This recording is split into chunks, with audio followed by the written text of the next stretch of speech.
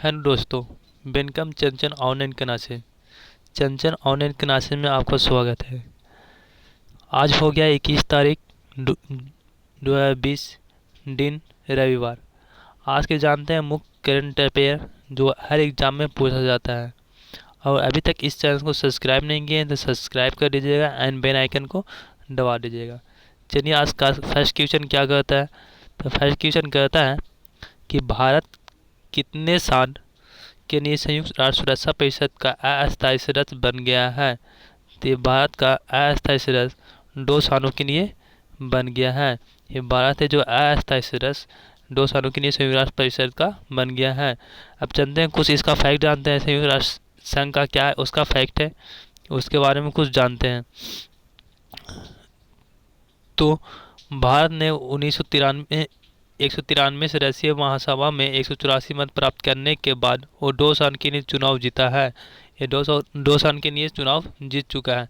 भारत के साथ साथ आयरलैंड हो गया, मेक्सिको हो गया, नॉर्वे हो गया ने भी सुरक्षा परिषद के चुनाव में जीत हासिल की है। इन्होंने भी जीत हासिल किया है। और यूएन माने होता है यूनाइटेड नेशन, ये संयुक्त राष्ट्र में है। इसका स्थापना दिवस है 24 अक्टूबर 1995। इसका मुख्यालय है न्यूयॉर्क। इसमें देशों की संख्या है 193 और इसका अध्यक्ष है एंटोनियो गुटेरेस। चलिए नेक्स्ट क्वेश्चन पर चलते हैं। नेक्स्ट क्वेश्चन क्या कहता है। नेक्स्ट क्वेश्चन कह रहा है किसी किसी 75वीं संयुक्त राष्ट्र महासभा का अध्यक्ष चुना गया। किसे 75वें संयुक्त राष्ट्र महासभा का अध्यक्ष चुना गया है।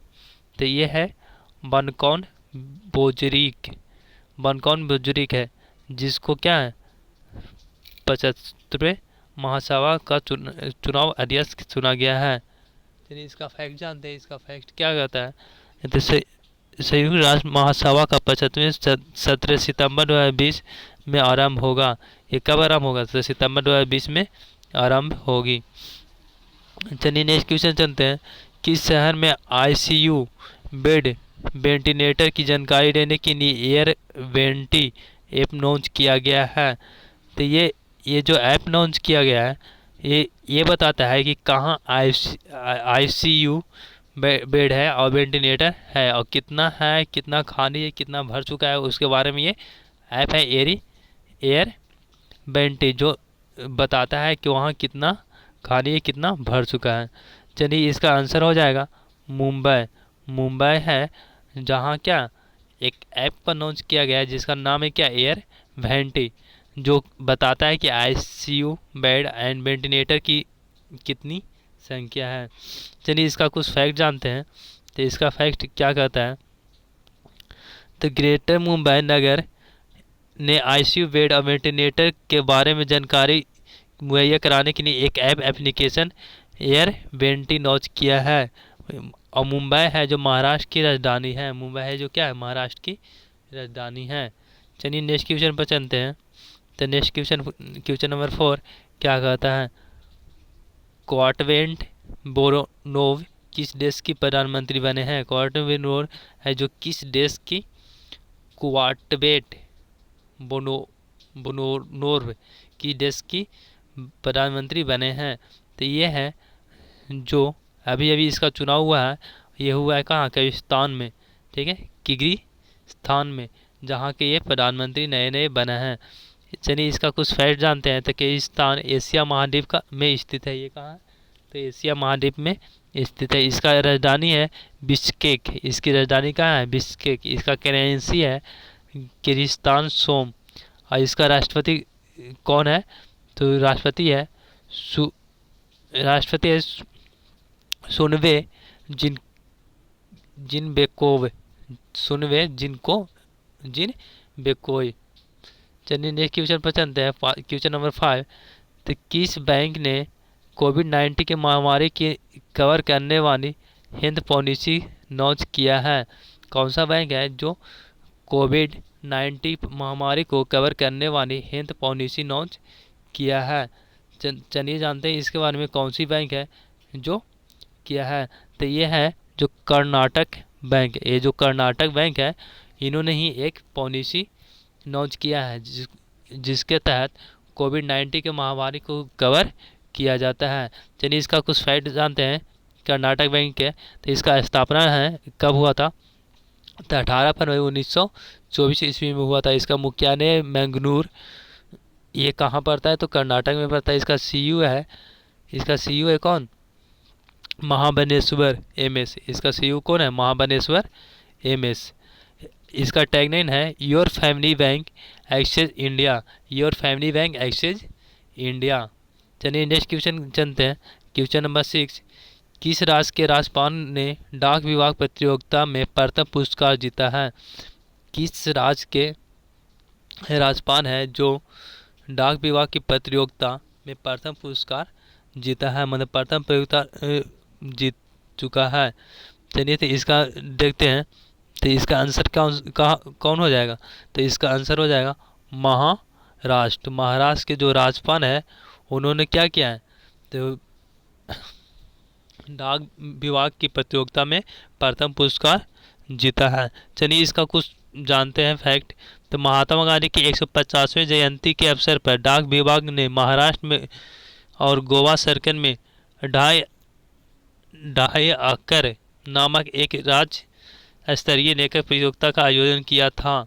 ठीक है, ये कब किया गया था, तो महात्मा गांधी है उसका 150वें जयंती के अवसर पर किया गया था। एक प्रतियोगिता का आयोजन किया गया था। इस प्रतियोगिता में महाराष्ट्र के राज्यपाल भगत सिंह केसरी ने अंतर्राष्ट्रीय स्तर की श्रेणी में राज्य स्तर पर प्रथम पुरस्कार जीता। ये जो महाराष्ट्र के राज्यपाल है कौन, भगत सिंह केसरी।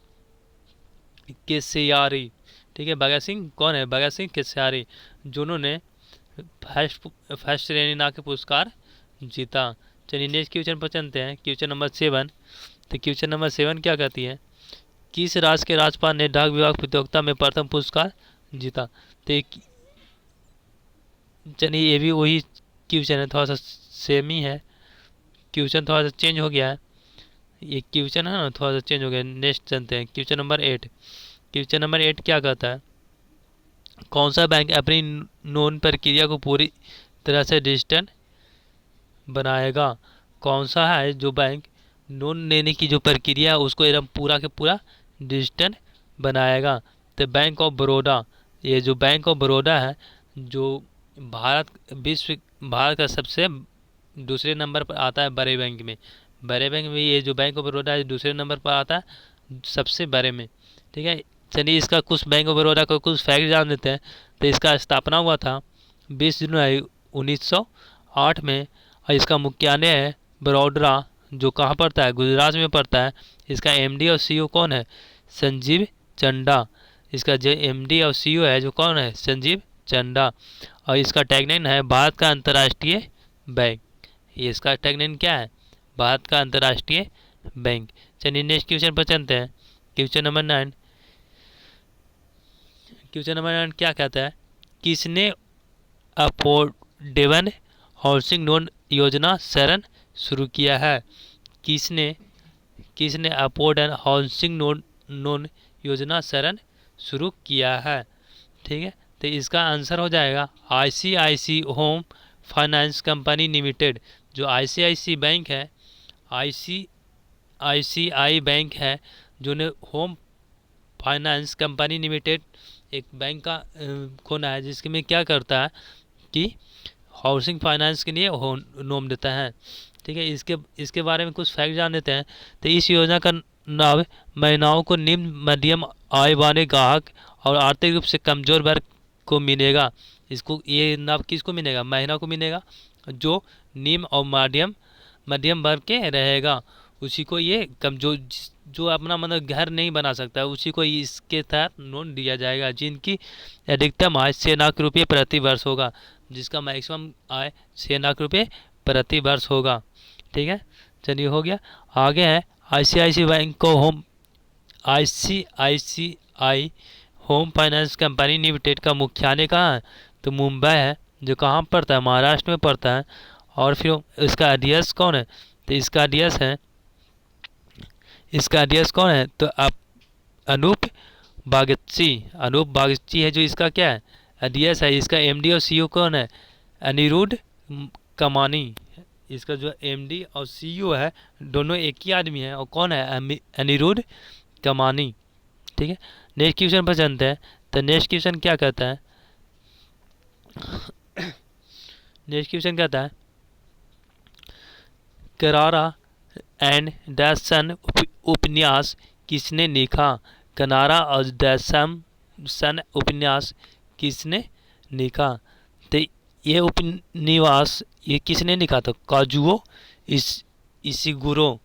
काजुरो इशिगुरो है ना नामक एक आदमी है जिसने इस पुस्तक का इस उपन्यास को लिखा है। कौन? Kazuo Ishiguro. तो ये कहाँ के रहने वाला है? तो काजुओ इशिगुरो बीनेन देश के हैं। ये कहाँ के हैं? तो बीनेन देश के रहने वाला है, बीनेन के है। ठीक है, चलिए नेक्स्ट क्वेश्चन पर चलते हैं। नेक्स्ट क्वेश्चन क्या कहता है? तो किस राज्य ने अपने कृषि उत्पादन विभाग का नाम बदला है? किस राज्य ने अपना कृषि उत्पादन विभाग का नाम चेंज कर दिया है? जो कृषि उत्पादन विभाग का जो नाम था वो चेंज करके दूसरा कर दिया, वो क्या किया है और ये किस राज्य ने किया है? तो चलिए जानते हैं। तो इसका आंसर हो जाएगा क्या? जम्मू कश्मीर। जो जम्मू कश्मीर राज्य है जो अपना नाम चेंज कर लिया है और क्या किया है, चलिए इसका कुछ फैक्ट जानते हैं। तो उत्पादन विभाग का नाम बदल कर कृषि उत्पादन एवं किसान कल्याण विभाग रखा है। पहले उसका नाम क्या था? उत्पादन विभाग का नाम बदल कर कृषि उत्पादन एवं कृषि कल्याण विभाग रखा है। पहले उसका नाम था उत्पादन विभाग जो बदल दिया गया और बदल के क्या रखा गया? कृषि उत्पादन एवं किसान कल्याण विभाग। ठीक है, इसका नाम चेंज करके रख दिया गया है कृषि उत्पादन और किसान कल्याण विभाग। चलिए इसका फैक्ट जानते हैं। तो जम्मू कश्मीर केंद्र शासित प्रदेश है। जम्मू कश्मीर कैसा है? केंद्र शासित प्रदेश है। जम्मू कश्मीर पहले राज्य था लेकिन अनुच्छेद 370 खत्म होने के बाद यह केंद्र शासित प्रदेश बन गए हैं। यहाँ ये जो जम्मू कश्मीर था वो पहले प्रदेश क्या था? राज था, लेकिन यहाँ जब 370 खत्म हुई तो ये क्या बन गया? केंद्र शासित प्रदेश बन गया। और वर्तमान में भारत में 28 राज्य और 8 केंद्र शासित प्रदेश हैं। वर्तमान में कितना है? 28 राज्य हैं और 8 केंद्र शासित प्रदेश हैं। जम्मू के उपराज्यपाल गिरीश चंद्र मुर्मू है। ठीक है, जो उसका उपराज्यपाल है तो कौन है? गिरीश चंद्र मुर्मू। चलिए नेक्स्ट जानते हैं। जम्मू कश्मीर केंद्र शासित प्रदेश में जम्मू कश्मीर, चलिए देखते हैं। जम्मू कश्मीर केंद्र शासित प्रदेश में स्थित भारत की सबसे लंबी सुरंग श्याम प्रसाद मुखर्जी टनल है। ठीक है, यहाँ एक सुरंग है जिसका नाम क्या है? श्याम प्रसाद मुखर्जी टनल, जिसकी लंबाई कितना है? 9.2 किलोमीटर। जिसकी लंबाई कितना है? 9.2 किलोमीटर। और यह NH 44 पर स्थित है। ये कहाँ है? तो NH 44। NH मतलब क्या होता है? नेशनल हाईवे 44 पर स्थित है। यह जम्मू को कश्मीर से जोड़ता है। ये किसको? जम्मू को कश्मीर से जोड़ती है। चलिए क्वेश्चन नंबर 12 क्या कहता है? तो 20 शरणार्थी दिवस कब मनाया जाता है? 20 शरणार्थी दिवस कब मनाया जाता है? चलिए तो इसको देखते हैं। तो 20 शरणार्थी दिवस कब मनाया जाती है?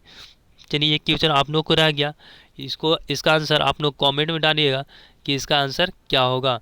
देखते हैं कितना है जो सही डालते हैं, कितना मतलब गलत डालते हैं। चलिए इसका फैक्ट हम सिर्फ देख लेते हैं, इसका आंसर हम नहीं बताएंगे। इसका आंसर आप लोग को ही देना है। इस दिवस का उद्देश्य विश्व भर में शरणार्थी को स्थिति के प्रति लोगों को जागरूकता फैलाना है। ठीक है, इसका जो क्या है पहला फैक्ट क्या कह रहा है कि इस दिवस का उद्देश्य विश्व भर में शरणार्थी की स्थिति के प्रति लोगों की जागरूकता फैलाना है। चलिए नेक्स्ट क्या कहता है? जिन लोगों को अपने देश छोड़ना पड़ता है उन्हें शरणार्थी कहा जाता है। और शरणार्थी किसको कहते हैं? जो अपना देश छोड़ देता है उसी को कहा जाता है। इस दिवस को मनाने की प्रोत्साहन संयुक्त राष्ट्र ने की है। इस दिवस मनाने के लिए प्रोत्साहन किसने किया था? तो संयुक्त राष्ट्र ने किया था। ठीक है, ये हो गया कंप्लीट। चलिए अब इस वीडियो को अगर पसंद आएगा तो लाइक कीजिएगा एंड शेयर ज़रूर कीजिएगा, और वीडियो के समय कुछ भी सुझाव हो तो कमेंट में ज़रूर बताइएगा ताकि हम उसको सुधार सकें और उसमें गलती ना हो। ठीक है, वीडियो देखने के लिए थैंक्स। मिलते हैं नेक्स्ट वीडियो में।